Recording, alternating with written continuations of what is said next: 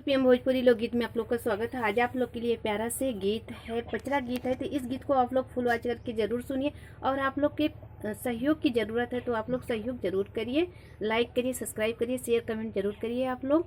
और गीत है तो इस गीत को आप लोग फुल वॉच करके जरूर सुनिएगा। पूर्व ही देशवा से आवेला सुगनमा की के ओ चलियना, काशी गंगाया सननमा की के हो चलियना, काशी गंगाया सननमा की के हो चलियना।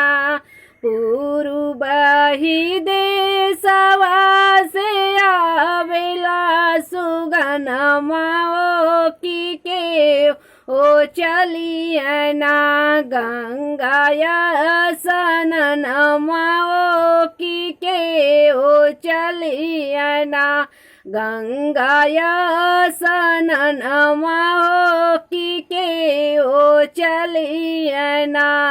अपने मंदिरवा से बोल काली मैया हो कि हम चल बना, गंगाया सननमा की हम चल बना, गंगाया सननमा कि हम चल बना। अपने मंदिरवा से बोल काली मैया कि हम चल बना, काशी गंगाया सननमा कि हम चल बना।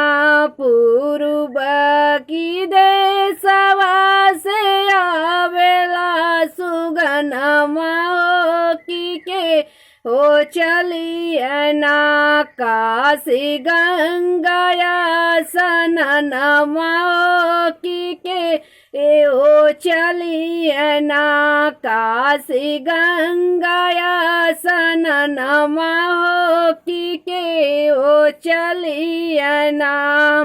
ऊंचे पहाड़वा से बोल दुर्गा मैया हो कि हम चल बना, काशी गंगाया सननमा हो कि हम चल बना, काशी गंगाया सननमा हो कि हम चल बना। ऊंचे पहाड़वा से बोल दुर्गा मैया हो कि हम चल बना, गंगाया सननमा हो कि हम चल बना। पूर्व देशवा से आवेला सुगनमा की के ओ चलियना, काशी गंगाया सननमा हो कि के ओ चलियना, काशी गंगाया सननमा हो कि के ओ चलियना। निबिया के पेड़वा से बोल शीतला मैया हो कि हम चल बना, काशी गंगाया सननमा हो कि हम चल बना, काशी गंगाया सननमा हो कि हम चल बना।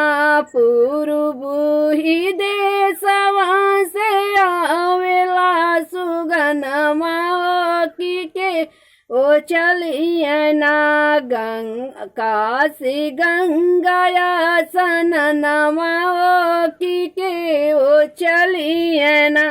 हेलो दोस्तों, ये गीत आप लोग को कैसा लगा? लाइक, सब्सक्राइब, शेयर, कमेंट जरूर करिएगा आप लोग।